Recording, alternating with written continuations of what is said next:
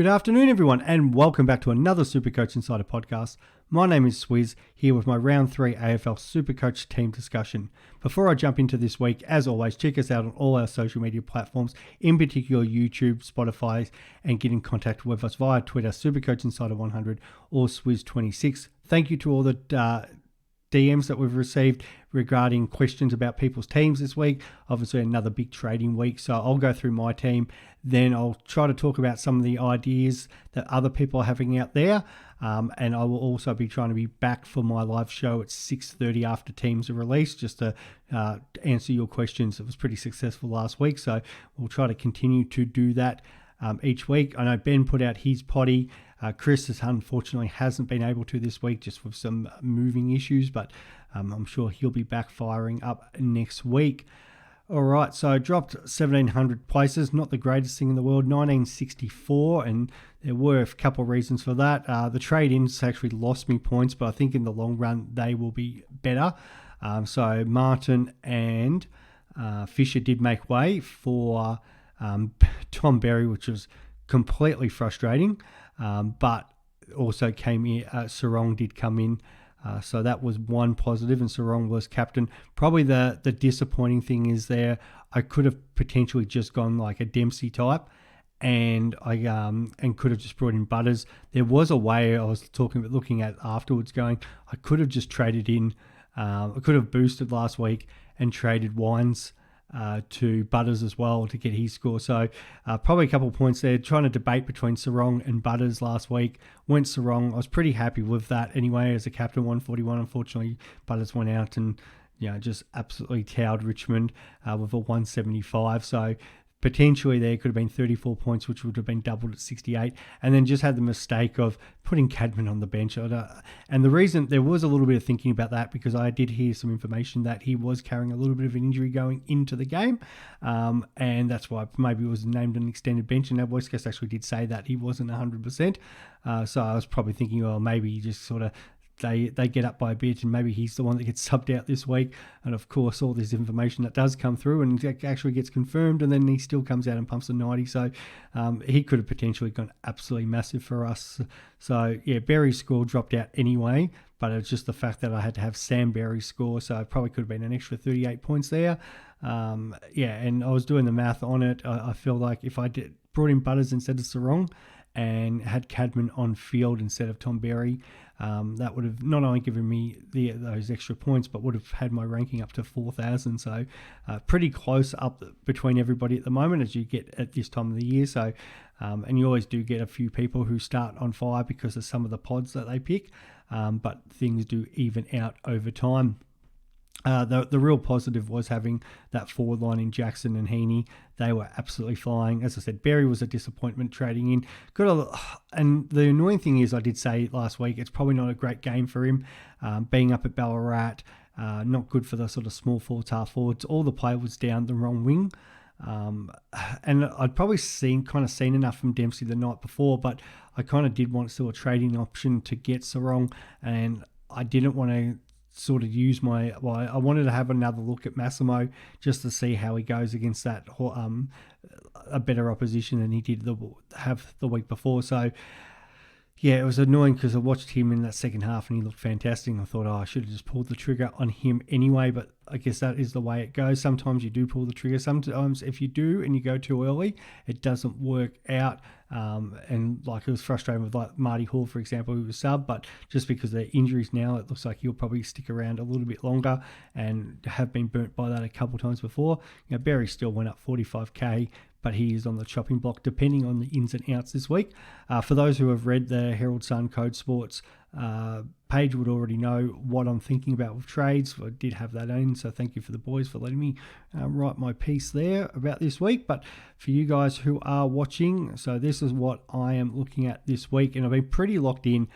So I have talked to a few people about trying to get these pods out a little bit earlier, but I do try to wait as long as possible to get as much information as I can, because obviously the more information we have, the easier it is to sort of decide what I'm planning to do. So first one, it's easy. Zach Williams comes on the field there for Gipkus. And I'm actually going to hold Gipkus and Reed for now. And the reason for that, we've got a couple of players that look like potentially rookies who could potentially come into our side, and that's of Fremantle. I think it's Warner. I'm going to butcher that 3 times in a row, but he was the one that got concussed against Brisbane.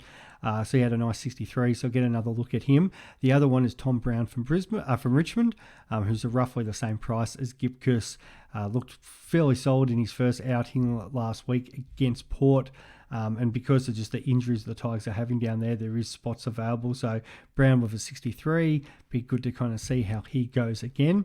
And then the other parts of it is if I was to keep Sexton or Roberts, they should pick up defender status. So keeping, say, a Gipkus and able to move Roberts back there, and then potentially bringing in, say, a Sonsi when he starts playing is something that I'm also looking at. So I'm in no rush of trading those two out. I kind of want to see what's happening. I know a lot of people are looking at Pink, and it's not a terrible trade-in. It's just the hard thing about being key defender. They're going to see a lot of ball, as he has been so far in North Melbourne. They've been playing a little bit more attacking, and they've been in a couple of games so far. But I feel like as the season goes on, and assuming maybe even as early as this week in the Good Friday match, those Blues forwards get hold of him. They might, firstly the Blue midfield might get hold of North, and then they'll see a lot of ball. But if they get hold of him, he might not get as many sort of intercept marks or as many points as possible. So it was a 58. He's been pretty solid down there. At least he's probably locked into that best 18, starting 18, because they just don't have anyone else. So I don't mind the Pink pick, but for me, I'm not going there. I'll be going the obvious one. So Jaden Short, who's just been really frustrating. It was a pretty disappointing outing, and he's just not had the same role as he did have in pre-season. So he's going to go straight down to Massimo, which is going to give him a lot of cash there. So if I look at it by average so far, of the defenders, and there is some very good defenders who are flying at the moment. So did have a little consideration about Ryan. He was top 6 last year, probably could do it again. Just always had that little bit of injury history. It was a bit of a worry, but he does have a monopoly down there. Only 5% at the moment, but that will change because there's a lot of people getting on him. But I think I want to actually kind of, as much as I probably don't need to load up on the midfield, there's a couple other players that I'm sort of looking at anyway. So here's the one. I saw a couple of people looking at McGovern, no thanks. Stewart, not a problem at all, 24% owned. So got no problem if people want to trade him in. His break-even's still quite large.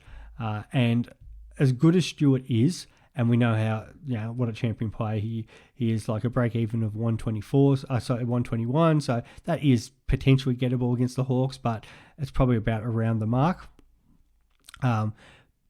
But the Crows just absolutely fed him last week. And that's probably why a few people more are actually even looking at Ryan, because if they play the same way as they did with Geelong, Ryan could absolutely go massive. And in Ryan's game last week, for what he did compared to Stewart, I don't think Stewart could play any better if he tried. But Ryan had just the 23 touches, which is not too bad, 3 tackles, 7 marks, and AFL Fantasy was only 98, but still because of his efficiency went 127 in Supercoach. And Freo, it just seems to be like a bit of the Gold Coast, the way they go, where the sort of top players just dominate the points. Where Tommy Stewart, that's as good as you could get. 28 touches, 11 marks, a couple tackles, but had 134 Supercoach. So for a game that good by Stewart, the fact that he was only 7 points better than Ryan, I can see why people are leaning towards Ryan.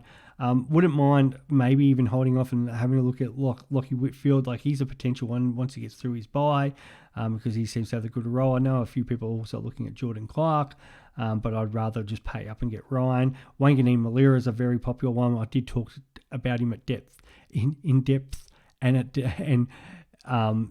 length during the preseason. Really like his game.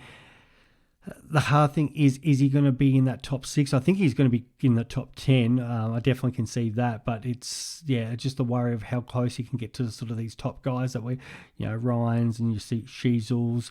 You're going to have, say, somebody like Sicily who's going to drop a lot of cash as well. So there's not that many spots. And then maybe somebody like the guy that I'm bringing in, like a lot of people are bringing in Massimo D'Ambrosio, who's currently averaging 104. Now, I don't think he's going to keep that average going, forever.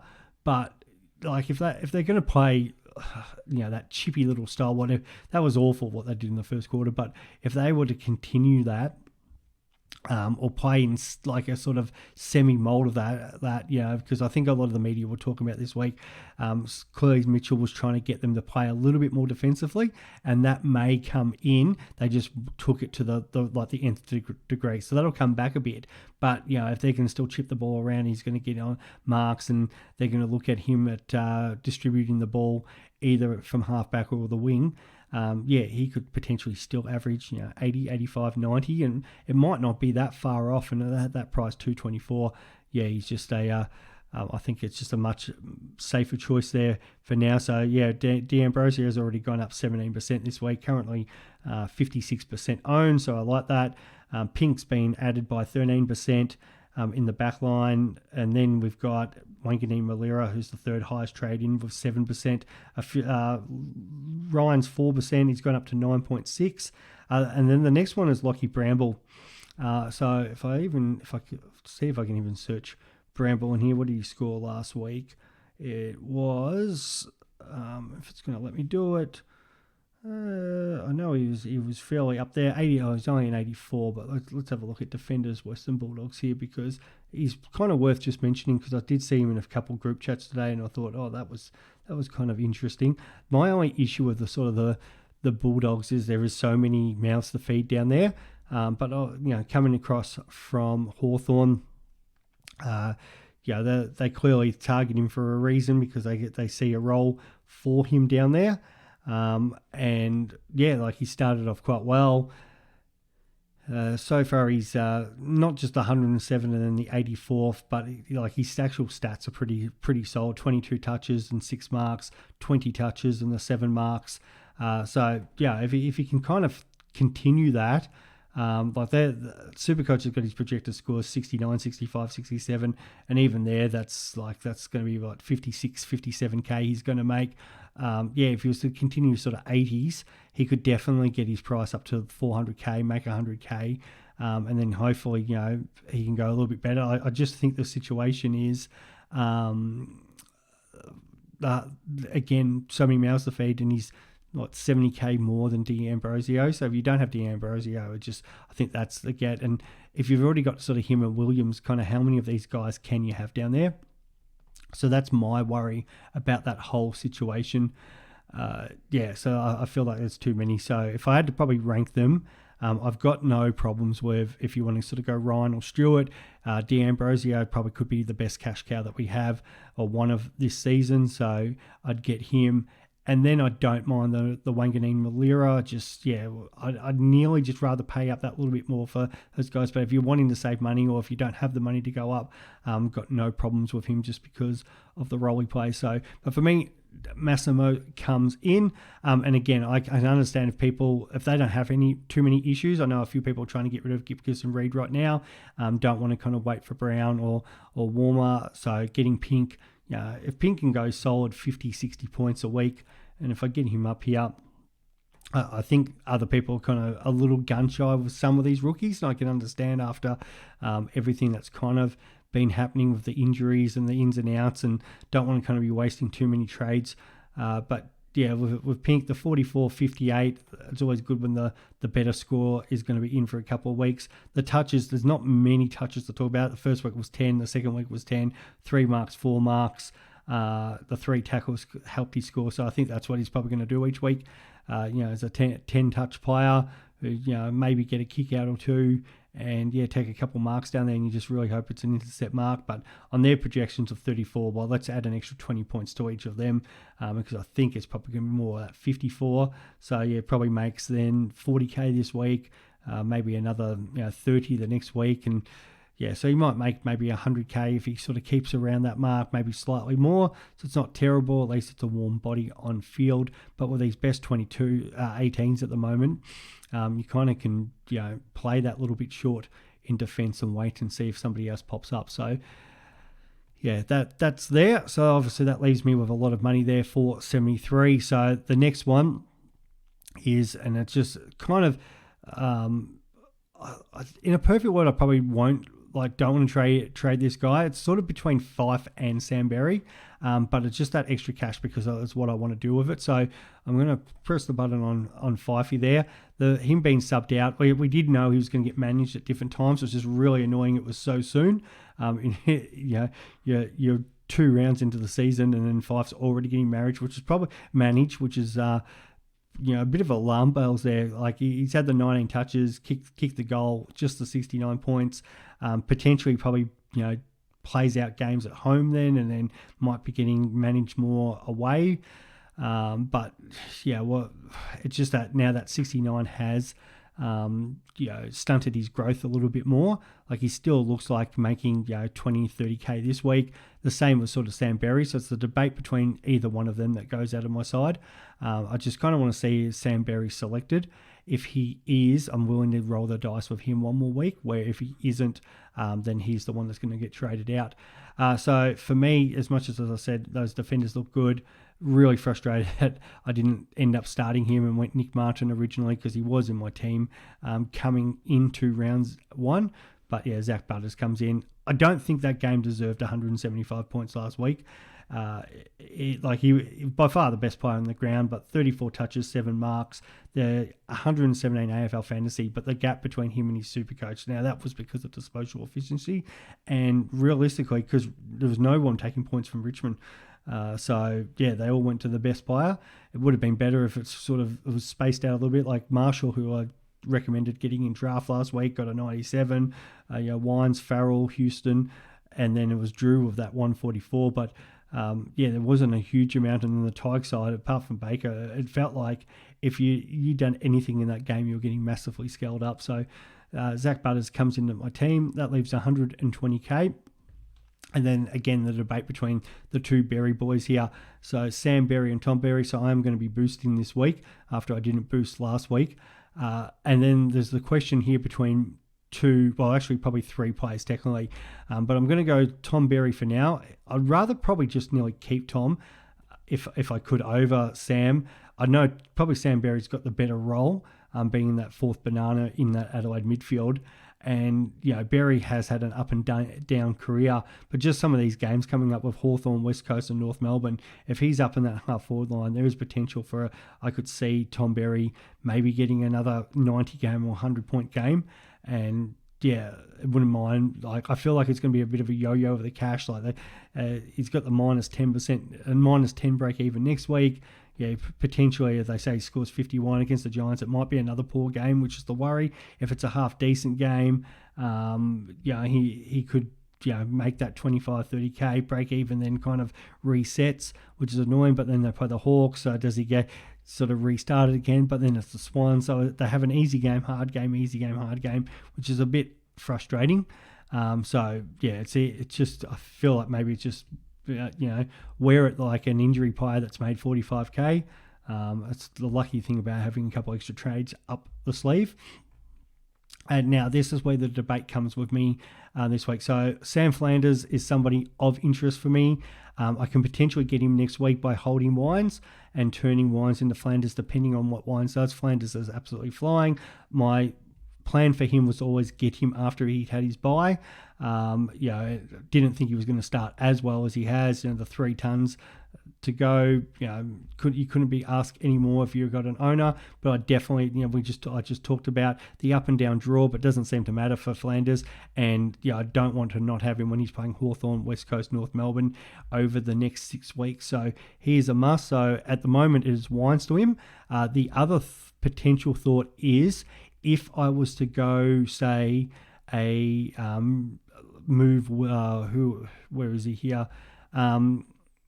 Move one of the players around and get like a carrot. So actually, if I was going to trade Berry, it was going to be, if I trade Sam Berry, so if I do that instead of 5, just to see what that does. So out you get Fifey, Wilson, you come back in the forward, and then if I was to trade in Sam Berry.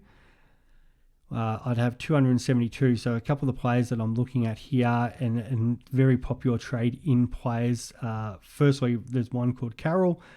So we know what he's did in the first couple of weeks. A lot of hype about him in the preseason now, has been in the Blues system for a couple of years, finding his feet, playing in that midfield. 123k, so if I was to bring him in, that is going to leave me with 148. And then if I through trades next week, and one of them would be a trade down to get in Darcy, and then also then keeping Fife for another week and then putting Fife up, I could get Flanders that way. Carroll, no problems with if people are looking at him.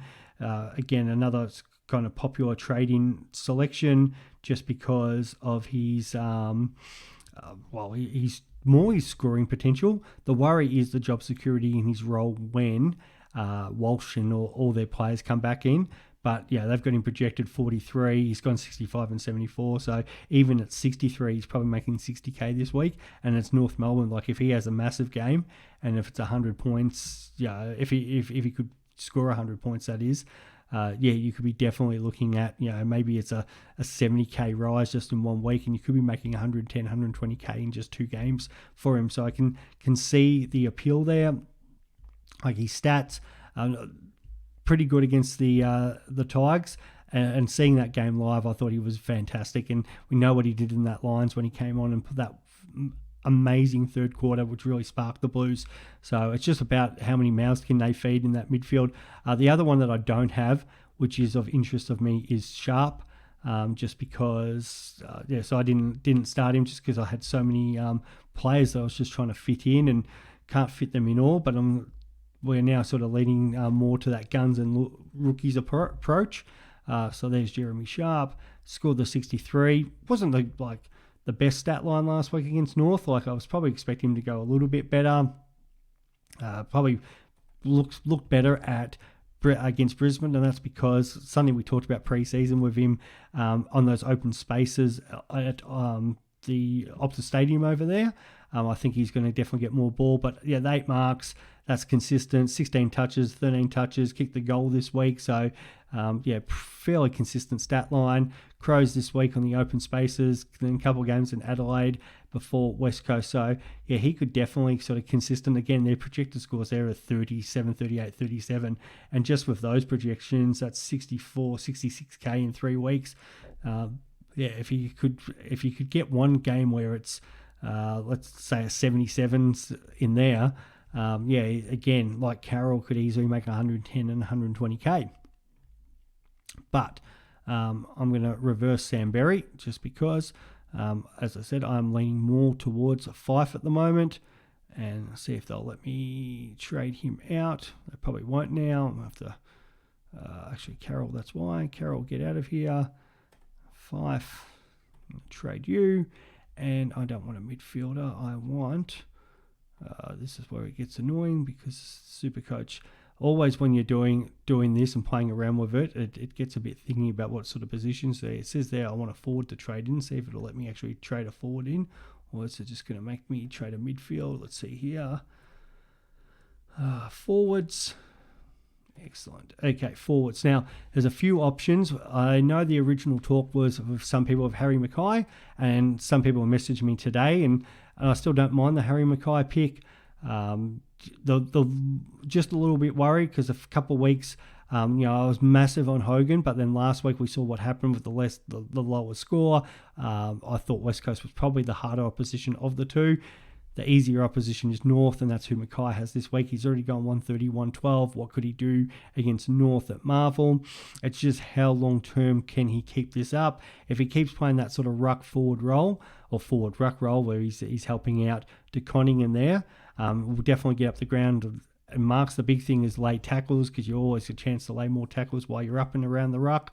And then if he can, continue to kick 3 goals a game, or if not more, he could have a massive spike. Like this week, they've got the projected score of 115. That's not out of the question against North. That makes 60k. Still has a negative break even then. So yeah, there's a way to make 80 to 100k. It's just sort of what happens after that. There's a few tougher games in there afterwards. The Giants, the Cats, Collingwood, Melbourne, Sydney, for example, even Port after that. So you think it's got to slow down at some point, but there is potential there to jump on Mackay. If you haven't already, a lot of people are thinking, do I still sort of go Heaney? Do I look at Jackson? And the reports now, which is very frustrating if you did not get Jackson, looks like Darcy will definitely miss rounds 4 and 5. Does he come back for the derby against West Coast is now the question. The 178, if you're a owner, you're a very happy owner, and that was nearly 42% of the competition. So in regards to forwards, a lot of people are jumping on more the rookies. You've got Ollie Dempsey, Manor, who looked all right at the start, kind of slowed down after that. Sam Darcy, people going maybe 1 week too early, and he could dominate West Coast for sure, but you get one free game at him. I feel like he's probably a better trade in for next week. But the most popular one, and currently this player was owned by 400 people, and now 11% have traded him in, which equates to nearly 20,000, and that is Tom Powell. So Tom Powell, probably the biggest thing here, there's probably actually a couple of factors to this, but outside the scoring, which has been awesome the first couple of weeks, so 95, then a 129, fantasy stats are just through the roof, but let's get his actual stats. So the first week, 26 touches, which was more with the 16 handballs. Following week, 28 touches, 5 tackles was probably the real big difference, and then getting on the 2 goals. Now, I don't think he's going to kick the 2 goals each week, but even if he can still have the 26 to 28 touches and lay some tackles, there's definitely between 90 and 100 most weeks there for him. So even with some tough opposition coming back, Carlton, Brisbane, if you're playing midfield, and that's been the big thing for Powell. So he's been playing in the guts. He's had 54 CBAs in the last 2 weeks, and that compares to LDU, who's had 55. So he's pretty well on comparison with their best player in Davies Uniacke. And we know Tom Powell was an absolute superstar as a junior, playing over there for Sturt, a ball magnet, won the best player in South Australia in his draft year. So now that he's actually getting the opportunity to play in that forward line, in that midfield, with Simpkin playing more forward, we could continue to see Powell dominate. So actually, I didn't look at the projections there, but minus 47 break even, which makes him one of the best break evens for this week. But more importantly, projected score 80 and 75. If he could put an extra 20 on both of them, which is no other equation, going 195, even on their projections from Supercoach in 2 weeks, that's 92k. He could add 110k, which is same as there as Carroll or Sharp, as I just previously talked about, and better than what Pink's projections are. But the big thing is, if he was to continue bulk CBAs and continue to dominate in the way he was in the first couple of weeks, he could not only just take us up to the buys, but he could potentially become a forward keeper. If you have a look at the forwards, now these averages aren't going to continue. We're talking about through the week that I think in 17 seasons of Supercoach, only 12 players have averaged over 130. So all these averages will come down as time goes on. But even forwards, we're looking at guys who this year probably be 95 to 105, maybe 105 would be the max. If Flanders could continue that, could potentially be F1, but most of these other forwards are going to be around the 100. If Powell could go 90, he might be close enough anyway to be at the stage where you're well, this guy can just keep plodding along. So I can see why a lot of people are willing to take the risk on him, because I feel like the only downside there is if he scores, and it's amazing they've actually let me put him in there, which is not meant to happen, but if he scores, even if it's sort of, as I said, 80s, 90s the next couple of weeks, he makes the 100k for us. And then if it was to start flattening out, well, then you've got the option to go, I've just treat him like a cash cow. If it continues on, he'd slot very nicely into our forward line. I'll see if I can actually get this to set up properly, because that's very annoying. Sometimes it won't let me select him as a midfielder, so I'm going to have to actually reset that. But very interesting to see how he sort of goes. The only potential thing that puts me off Powell is if Phillips is named and then was named in the midfield. I feel like they're still going to go for Powell, but he's the only one that could potentially take time off him. Yeah, they've got Wardlaw and Sheasel who they're giving time to, but yeah, Powell's definitely locked in there. I really think Powell's kind of the second banana in there, and then sort of got Wardlaw and then Sheasel who can move around everywhere, and then Simpkins, that guy, because every club sort of about 6 deep. And rotates players through outside of maybe the Suns. So Simpkins going to go in there and get a few CBAs, but I don't think it's going to be really anyone else. So if I go Berry, and then who was it? It was Fife. And I'm going to put Wilson up in that forward line. And then let's get these players that I want. So Zach Butters comes in. We want Powell, as I said. And the last one is D'Ambrosio. And then that leaves me only with the 16,000, which is not great. But then at the same time, the fact that next week, unless something drastic happens, Sam Darcy is very much on looking at as a trade-in option. And then it would be potentially Wines, depending on how Wines goes. If Wines goes 110, 120, 130, then I've got a lot to think about. But if he was to just plod along and go 85, 90, then Wines can very easily become Flanders because I've got these guys that can move into the midfield. So Butters comes on. We've got Tom Green. We've got a few options this week who aren't playing to loophole. So that, and then one thing to really think about is you actually have multiple ways of loopholing, not just your captain and vice captaincy.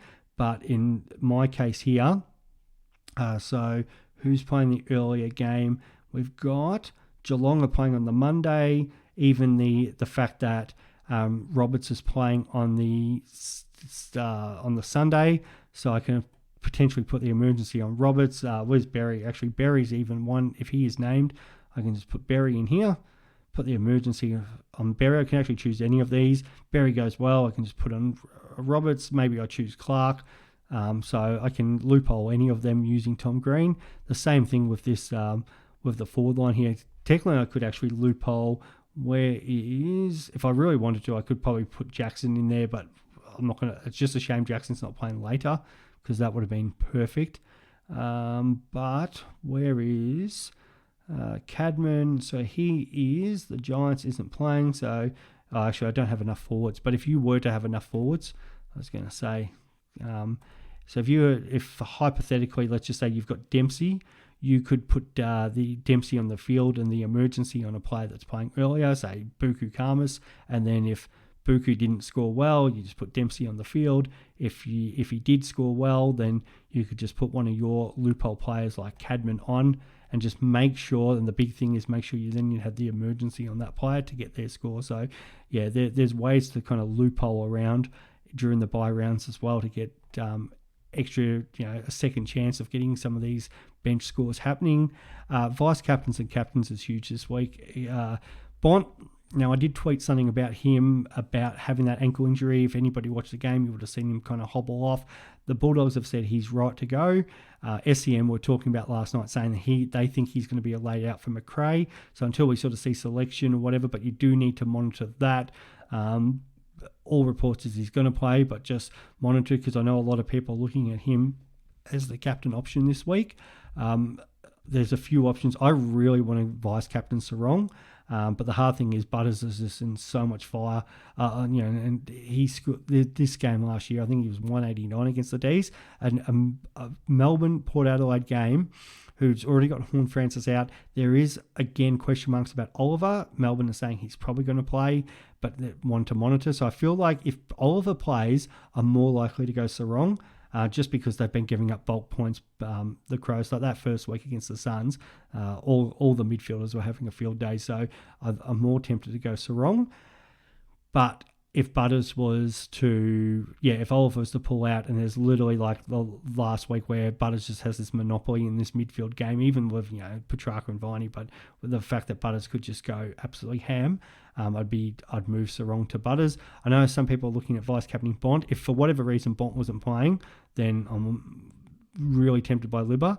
And then I know a few people, and it's a bit risky, but are going to look at captaining Heaney against the Tigers. And the 2 games Richmond have played so far, actually 3 games they've played, round 1, actually we'll go around 0 first, but it was apart from it was the Matty Rell show. He scored a 137 against the Tigers there. Then round 1, Paddy Cripps went absolutely nuts. He got a 135, and then last week we know what Butters did. So yeah, as a backup captain, you'd probably back Heaney to at least get 120 if all went foul. So at the moment, I'm still going Sarong into Bont, but that could change. Dacos is an interesting one too. We know he didn't have the greatest game last year, but have a look at kind of his form against the Lions, and that's not mentioning also like the grand final day, but the Lions there 151 the same game last year, and the Lions have been giving up some pretty good numbers